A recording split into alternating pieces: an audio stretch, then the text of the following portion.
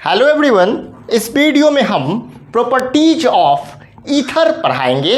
तो स्टार्ट करते हैं। सबसे पहले फिजिकल प्रॉपर्टीज ऑफ ईथर, ठीक है। तो इसमें हम देखेंगे फिजिकल स्टेट। फिजिकल स्टेट को का मतलब होता है भौतिक अवस्था, यानी कि जो ईथर्स हैं वो किस स्टेट में एग्जिस्ट करते हैं, सॉलिड स्टेट, लिक्विड स्टेट और गैसेस स्टेट।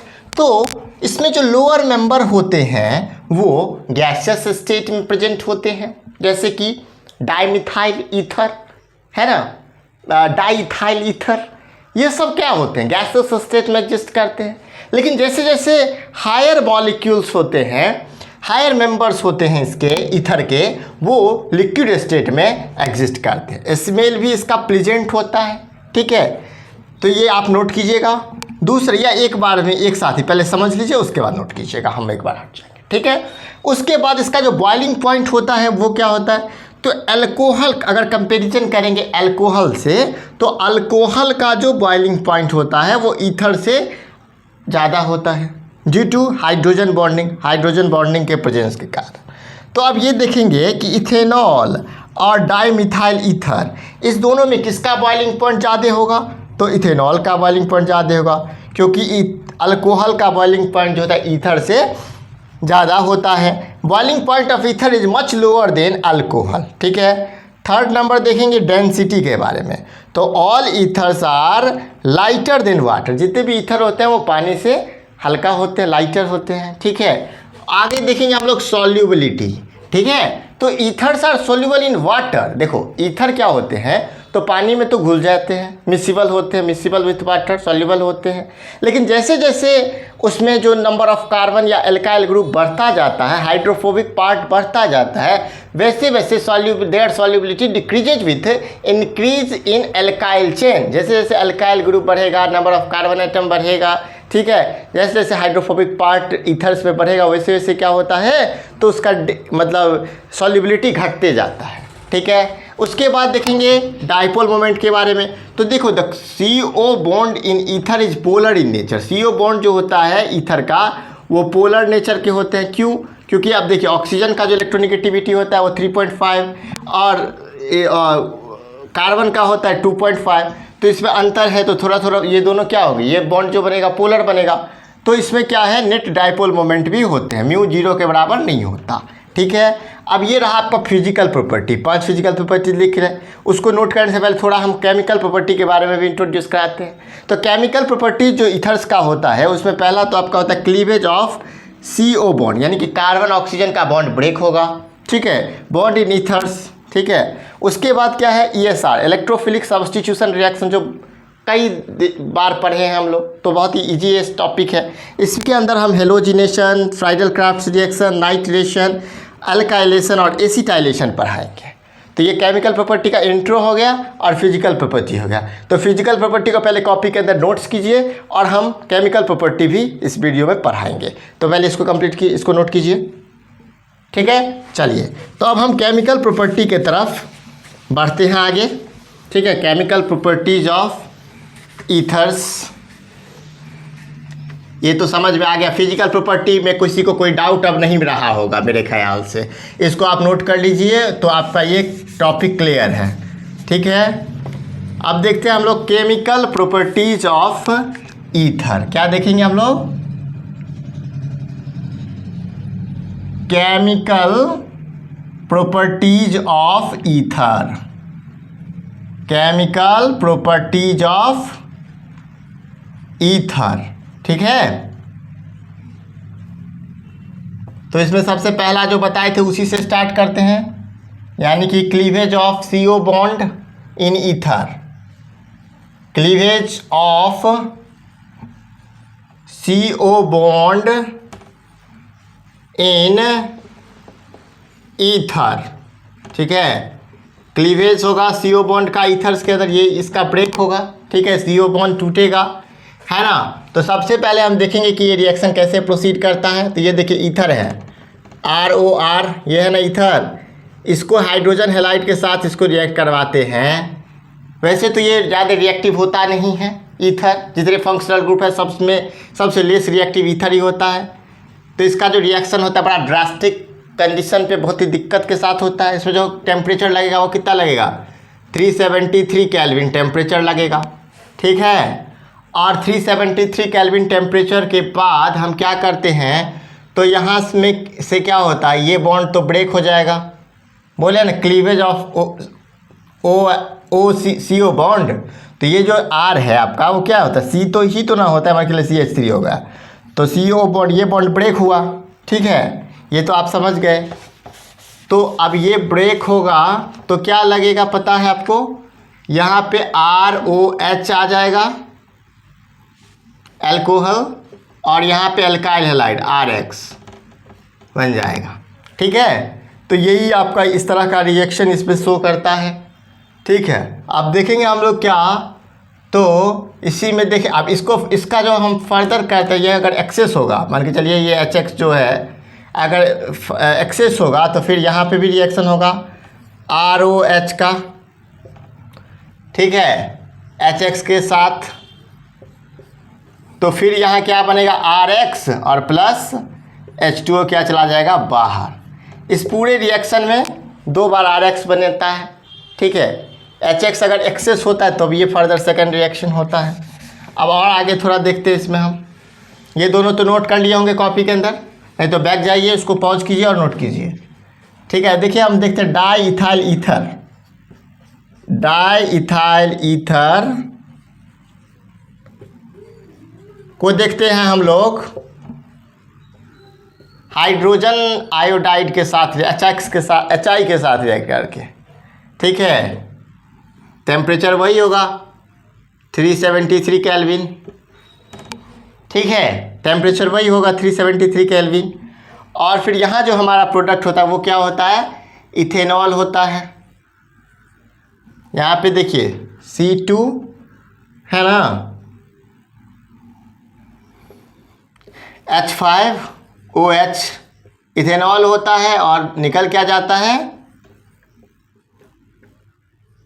आयोडो इथेन या इथाइल आयोडाइड, ठीक है, ये निकल गया।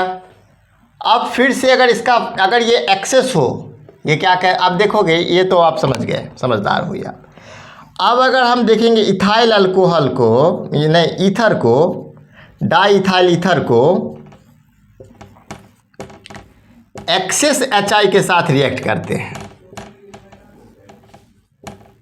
HI जो होता है एक्सेस होता है, तो एक ही बार में जो क्या मिलता है, 2 बार RX आया था, हाँ, तो 2 मॉलिक्यूल C2H5 आ जाएगा आपका, और H2O जो है वो एलिमिनेट हो जाएगा, ठीक है, समझ में आ गया। 2 RX आया था वो आ गया।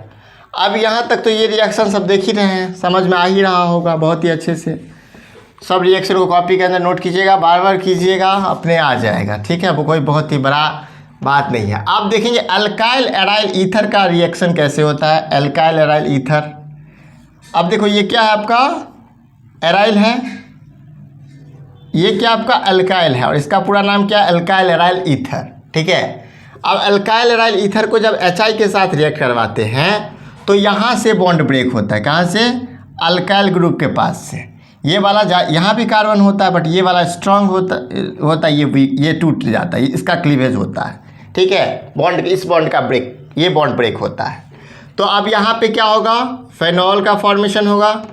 अब इस O के साथ कौन सा लग जाएगा, H लग जाएगा, वहाँ अल्कोहल का फेनॉल हो रहा, फॉर्मेशन हो रहा था, यहाँ फेनॉल हो जाएगा, और CH3I आपका बाहर चला जाएगा, CH3I एक प्रोडक्ट बनेगा। अब यहाँ से क्या होता है, तो अब जो है OCH3 को फिर से करोगे,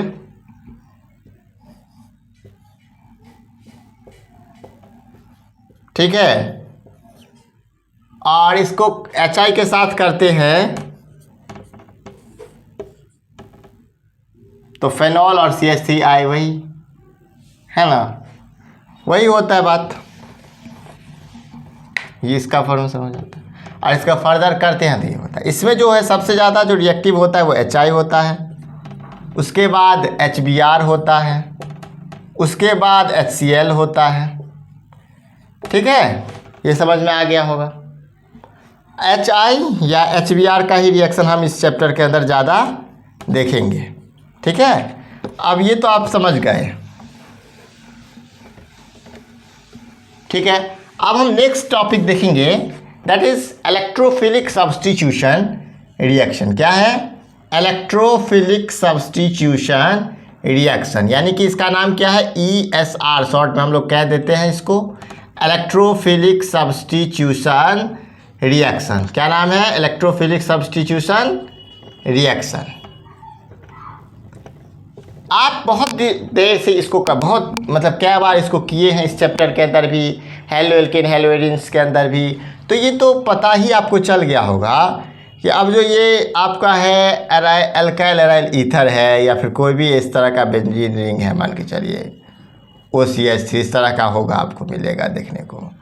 अब इसमें पता है आपको कि ये जो पोजीशन है ऑर्थो और ये जो पोजीशन है पैरा, ये दोनों क्या होता है? इलेक्ट्रॉन, इसमें इलेक्ट्रॉन डेंसिटी बहुत ही अधिक होता है, इसमें पार्शियल पाई मतलब डबल बॉन्ड भी होता है, ये भी पता है।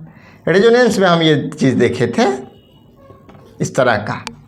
तो हमें आपको बताने की अब ज़रूरत नहीं है कि जब इलेक्ट्रोफाइल जब अटैक करेगा तो वो ortho position of benzene ring या ऑर्थो पोजीशन ऑफ ये अल्काइल एराइल ईथर पे ही जाके जुड़ेगा। ठीक है, या पैरा पोजीशन पे जुड़ेगा, मेटा पे तो जुड़ेगा नहीं।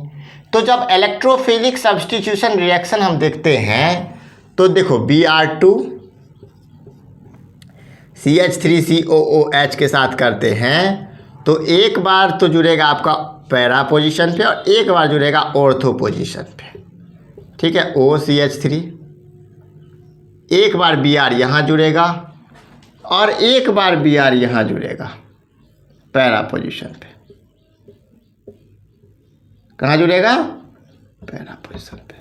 तो पैरा पोजीशन वाला जो हो गया वो हो गया मेजर, ऑर्थो वाला हो गया माइनर। ये तो आपको बहुत दिन से पढ़ रहे हैं, तो इस रिएक्शन में आपको थोड़ा सा भी तकलीफ नहीं होने जा रहा है। ठीक है, अब इसी के अंदर हम लोग पढ़ेंगे हेलोजिनेशन। ठीक है, Friedl crafts reaction, Friedl crafts में पढ़ेंगे एल्काइलेशन, एसाइलेशन और फिर लास्ट में हम लोग देखेंगे क्या? तो नाइट्रेशन, और इसी के साथ ये टॉपिक हो जाएगा द एंड। अब देखते हैं हम लोग दूसरा इसमें है क्या? अब है फ्राइडल क्राफ्ट्स रिएक्शन, है ना। इलेक्ट्रोफिलिक सब्स्टिट्यूशन रिएक्शन देख लिए, अब उसमें देखेंगे हेलोजिनेशन देख लिए, वो जो था वो Br2 वाला वो हेलोजिनेशन था। अब देखो फ्राइडल क्राफ्ट्स रिएक्शन क्या है? Friedl crafts reaction. अब इसमें पहले तो क्या होगा कि देखो अल्काइल एराइल ईथर जो है आपका OCH3, अब इसको CH3Cl के साथ रिएक्ट करते हैं in the presence of anhydrous AlCl3। किसके प्रेजेंस में? एनहाइड्रस AlCl3 के प्रेजेंस में। ठीक है, तो क्या बनता? अल्काइल ग्रुप जो होता है CH3 ग्रुप, CH3 जो होता है वो एक बार ऑर्थो पोजीशन पे और एक बार पैरा पोजीशन पे जा कर के बॉन्ड बना लेगा। ठीक है, एक बार CH3 जो यहाँ जुड़ेगा और एक बार CH3 पैरा पोजीशन पे जुड़ेगा।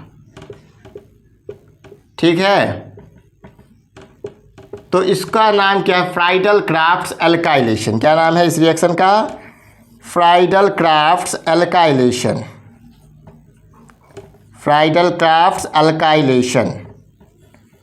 अब नेक्स्ट जो हम देखेंगे वो होगा फ्राइडल क्राफ्ट्स एसाइलेशन। ठीक है, ये तो समझ में आ गया।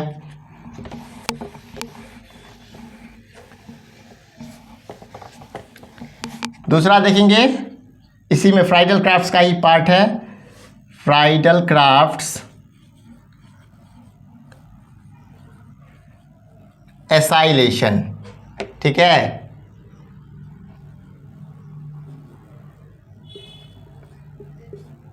इसमें क्या होता है? तो CH3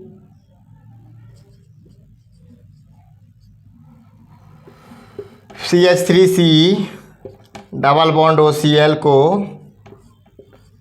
एनहाइड्रस AlCl3 के प्रेजेंस में करते हैं तो एक बार ऑर्थो पे जाता है, बॉन्ड बनाता है, और एक बार पैरा पे।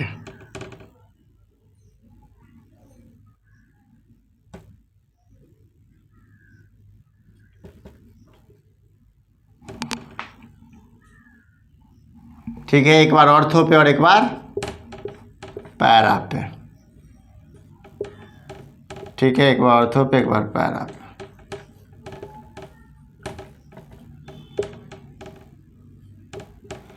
तो एक का नाम हो गया आपका 2-मिथॉक्सी एसीटोफिनॉन और एक का नाम हो गया 4-मिथॉक्सी एसीटोफेनॉन।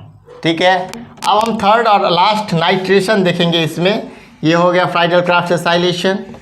अब देखेंगे सबसे लास्ट में नाइट्रेशन। क्या देखेंगे? नाइट्रेशन। नाइट्रेशन तो इसमें क्या होगा? तो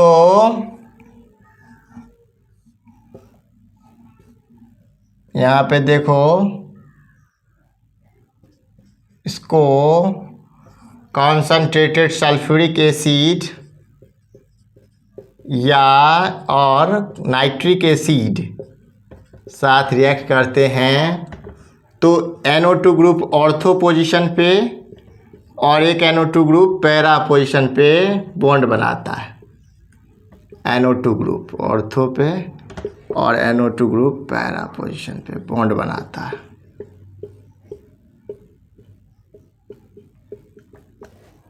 एक का नाम है ऑर्थो नाइट्रो एनिसोल और दूसरे का नाम है पैरा नाइट्रो एनिसोल। ठीक है, ये हो गया आपका नाइट्रेशन। ठीक है, इस तरह से हम इस वीडियो में physical properties and chemical properties of ether पढ़े, यानी कि प्रॉपर्टीज ऑफ ईथर इस सिंगल वीडियो में पूरा पढ़ाए।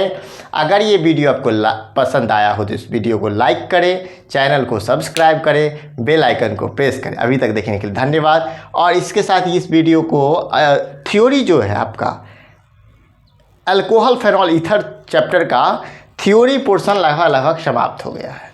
अब नेक्स्ट चैप्टर स्टार्ट होगा aldehyde ketones and carboxylic acid. तो सब्सक्राइब कर लें, बेल आइकन को प्रेस करें। Thank you.